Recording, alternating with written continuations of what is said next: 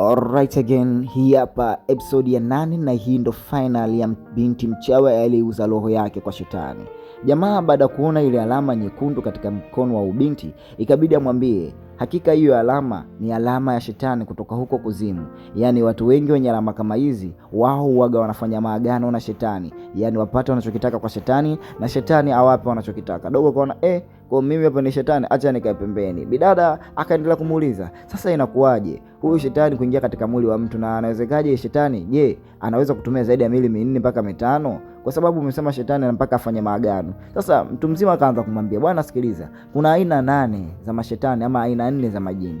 Kuna wengine majini yao ni mema tu ambao hayatibia afanye nini, na maana hao majini yao yanawalinda tu katika shida zao. Na wengine majini yao ni ya kupandisha kabisa, mtu anapandisha, anaagua na anakuwa dokta. Ina maana hao ni majini mema ambao wanataka kusaidia binadamu. Alafu kuna majini mengine yao kazi yao ni mapepo ambao mara nyingi wanatusumbua hata makanisani, waga tunawatoa sana.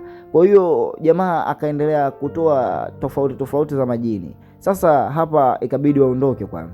Lakini dada baada ya kufikiria na kuangalia akakuta ile alama ambayo ipo kwenye mkono wake na mkono wa Chairman ni sawa, zinafanana, na akamuonyesha au bibie baada ya kuona akamwambia, mbona alama hizi ambazo ziko kwenye mkono wako na mkono baba ni sasa na hii alama nembo ambayo kaika katika nani yake. Akaangalia akasema huyu kumbe ni lengo lake kusambaza uchawi katika nchi nzima kama vile ulivyoniambia, na ili mada apate nguvu na atuongoze. Sasa hapa huyu mama sasa hivi anasadiki neno ambalo aliambiwa na huyu bibi mwanzo kabisa kipindi wanakutana. Anambia bwana, huyu mzee ana shetani kubwa ndani ya mwili wake, na hilo shetani linataka lichukue kila kitu lituongoze, yani serikali, kila kitu, mamlaka yote aongoze. Basi mama upata taarifa ile, ilibidi moja kwa moja ampigie mumeo, amwambia bwana, unajua kinachoendelea hapa sasa hivi, yani huyu mzee ni mtu mbaya sana, na hapa anataka kufanya jambo kubwa sana katika hili swala. Mara simu nyingine naye anapigiwa, akamwambia bwana kiongozi, kuna simu nyingine hapa inaita. Basi mchiza akaendelea kumsikiliza mkewe. Mkewe akamwambia bwana, inabidi ufanye juu chini tuonane ili madi tujue tunafanyaje. Lakini sasa kuna kitu kingine, swala lingine ambalo linakuja hapa, katika attendance wamewekwa watu wengi. Umeelewa? Kwa hiyo mzee alikuwa anachukua anasainisha watu ambao watakuwa wafanyakazi wake karibu na wafanyakazi wake wa mbali. Ina maana mzee alitaka kutengeneza serikali yake kupitia shetani ambalo liko ndani ya mwili wake. Mama akamwambia, sasa hivi ndio tumechelewa sana, na hakika atapofanya hivi atatoa twende moja kwa moja katika huyu mgonjwa ambao yule jamaa ambaye alimngata mtu shikio, yule director ambaye aliwapanania habari. Lakini director baada ya kumuona mama akaogopa, toka hapa, umeleta matatizo. Kumbukeni huyu jamaa alishagiwa uchawi, na akamwambia bwana, wewe ukifanya masiala nitamwambia mtoto akuroge. Kwa hiyo naomba uniambie kila kitu ambacho kinahusiana na Forest.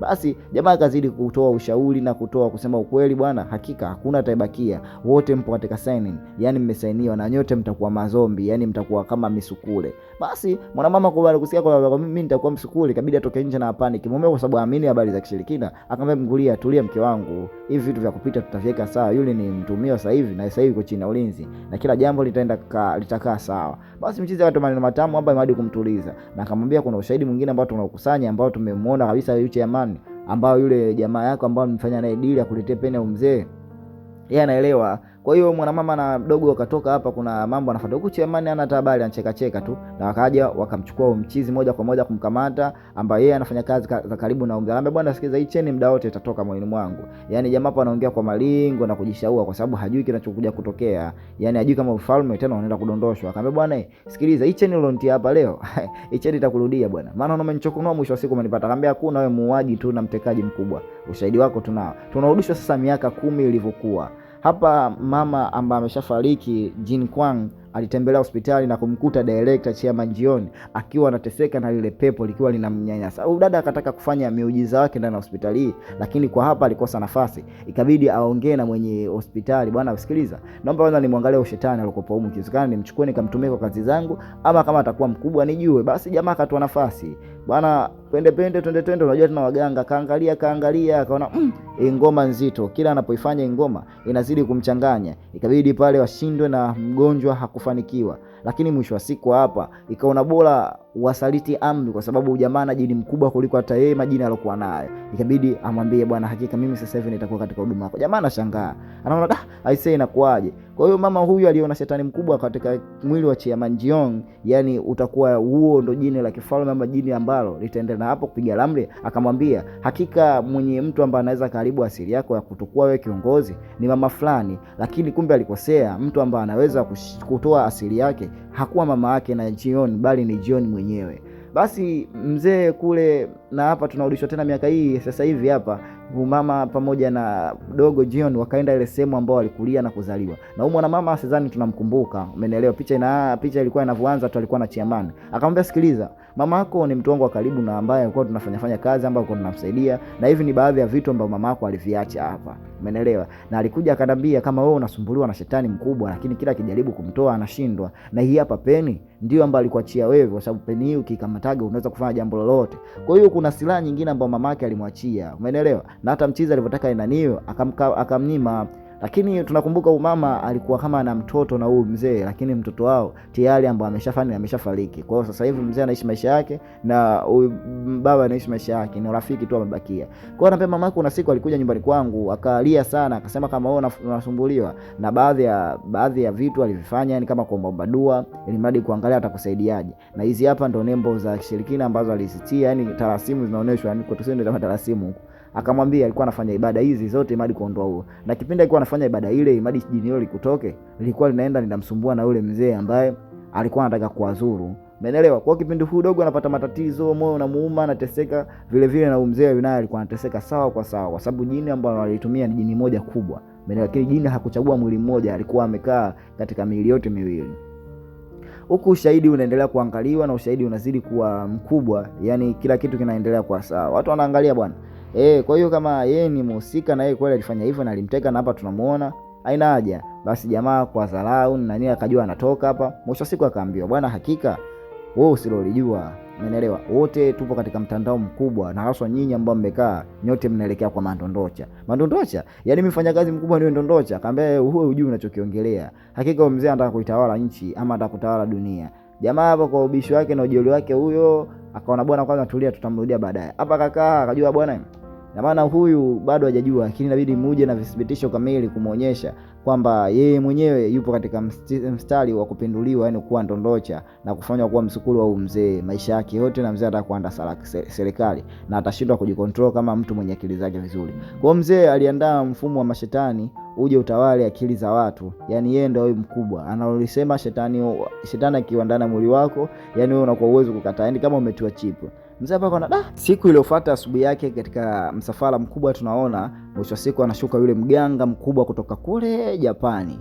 Na hapa wanaanza kuandaa tarasimu kila sehemu ili mradi kuondoa laana ya mtu yoyote ambaye akitaka kumchukua mzee au kumzuru mzee asifanikiwe. Mzee kwa heshima kubwa, kwa sababu anajua huyu ni mganga mkubwa. Kwa hiyo jamaa hapa alikuja wakamchukua, umeelewa, na mradi kuondoka, kwa sababu mzee anaamini huyu mzee ndiye ambaye atamkamilisha yeye kukaa katika kiti chake cha ukubwa ama utukufu wake wa milele. Basi hapo watu wote hao ni watu ambao wanafanya kazi Forest Green na hawajui chochote kinachoendelea, kwa ulinzi mzito sana, ili mradi hakuna mtu yote ambaye anaweza kaja karibu shughuli. Lakini Jingyi na Sanji waliona wakajificha kwanza. Na hapo akakuta ule mti ambao wa kisilani, yani ukimzingua tu jina lako linakaa hapo na mwisho wa siku anakuua. Kwa majina yote mti wa laana umekaa hapo na mambo yakiwa yanaendelea. Lakini kuna muda wake maalum ambao ibada ile inaanza na watu wanapiga makofi na nini, kwa sababu hawajui kitu gani ambacho kinaenda kuendelea ama kitu gani ambacho kinaenda kutokea. Basi huku upande hapa jamaa akamwambia, bwana, sikiliza bwana, wewe hutaki kutupa sisi ushirikiano, lakini tumekwambia muda unaofuata sote tunaenda kuwa Mandondocha na wewe ndo Ndondocha wa kwanza. Labda huo umetoka katika system yando, unatoka kuwa wewe nini sio nani. Basi ikabidi hapa muonyeshe picha zake zile, umeelewa? Akamwambia, angalia na mwenye siupo kwenye list hapo. Basi mchizi baada ya kujua kama yupo kwenye list, umeelewa, na yeye inabidi apate hiyo laana, alanike. Akaona na kwa sababu anajua mziki ukigwa laana lazima ufe, kwa sababu alishamuona yule mama pale jinsi alivyokufa Jinkwang, licha ya kwamba alisema ajue. Akamwambia, bwana, naomba simu yangu mambo, mpigie mtu fulani. Basi jamaa akapiga simu. Jamani, sikilizeni, naomba haraka sana mnitoe katika huo mfumo wenu, nitoeni katika huo mfumo, sitaki nitoeni. Wakamwambia, sikiliza, tunakutoaje na wewe upo ndani tayari ya system kwa miaka mingi, hatuwezi kukutoa. Kwa hiyo ina maana jambo hili limeshindikana na kutoka katika system, umeelewa? Kwa hiyo mzee alikuwa anajiua yeye moja kwa moja hata kuwa mtu mbaya ama kudhurika. Kumbe lengo la mzee ni kuwatawala hao wote na kuwa na serikali yake na kuwa na mamlaka yake. Basi haraka sana maaskari wakapanda gari na mchizi alitoa kila kitu maelezo mpaka hapokuwapata. Haya, wakiwa wanaingia hapa katika forest wakaanza kukamata baadhi ya madirector, baadhi ya watu wakapata wote kwa tiambaloni. Lakini hapo wanavokuja kwa mzee ndani hapo kuna bonge la shughuli. na mzee hapa leo rasmi anataka kuvushwa taji na mganga kutoka Japani, na watu wake wote na kabineti nzima wakaanza kuandaa ibada. Lakini hapa mwanamama amekaa na mwisho siku akachukua picha ya chairman akaunganisha na simu akaanza kufanya malogo yake. Mganga alijua kama hapa kuna kifaa kimeingia moja kwa moja yeye anemtaka, basi mganga akatuma vijana wake wakatoa ishara zile kuanza kumzuia Sonjin asifanye lolote. Lakini uwezo wa Sonjin ulimshangaza mpaka huyu mganga mwenyewe kutoka Japani. Yaani mganga kutoka Japani alikuwa cha mtoto tu, wote wakadondoka chini. Na mzee akajaribu kujizuia lakini wapi. Sonjin akaendelea kumloga huyu mzee asimamishe jambo lake ambalo anataka kufanya la kuharibu dunia. Watu wanaendelea kupiga makelele kwa sababu eti wanaona vitu live na yani biashara tuseme kama yani yuko TikTok live. Watu hawajui kinachoendelea, lakini mara ghafla mzee huyu akaanza kubadilika, umeelewa, na ule shetani wake ukajionyesha dhahiri na ule mti wote na roho zote zile zikaanza kuingia ndani ya mwili wake. Huku Sonjin amebadilika macho kabisa, amekuwa moto kote mbali, na mzee huko picha yake inadondoka inaungua na kwa shetani kamili na watu sasa kuingiliwa na ushetani. Lakini hapa Sonjin anakuja anaamka mpaka askari yani wote mpaka raia nje huku ule ushetani umewavaa moja kwa moja umeingia. Kwa hiyo ina maana hili mlengo la mzee lilikuwa kubwa kuitawala nchi nzima na atengeneze serikali yake. Sonjin kwenye uchawi mzito ambao anaofanya pale akamwona mamake kipindi anateketeza roho baadhi na kushindwa kufanikiwa, lakini bwana mdogo leo anataka kufanikisha kitu ambacho mamake alikishindwa, umeelewa? Kwa hiyo mama alishindwa kutoa roho na mara kukumbuka jinsi mamake anavyokufa, anavyopigwa na kuonewa, na yeye jinsi kukimbia na kuishi maisha shida.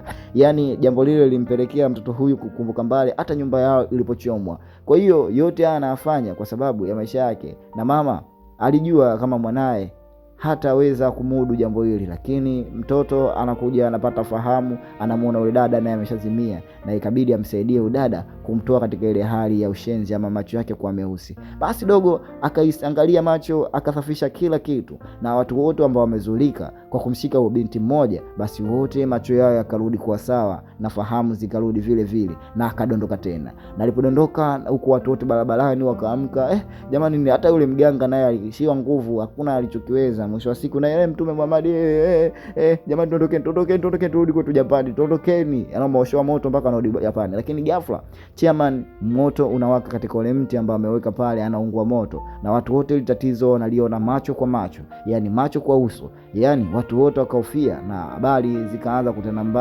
kutanda, na habari zote zikaanza kuongelewa mataifa habari yote, bwana Forest Green mchawi mkubwa alikuwa sijui Freemason hivi na hivi, yani kila mtu anaongea jambo lake, alikuwa anatumia. Lakini sasa jambo lote limemdondokea huyu hapa ambaye alikuwa anakuwa ni mtu wa karibu na direct chairman Jiang. Upande hapa dogo ameletwa mpaka hospitali.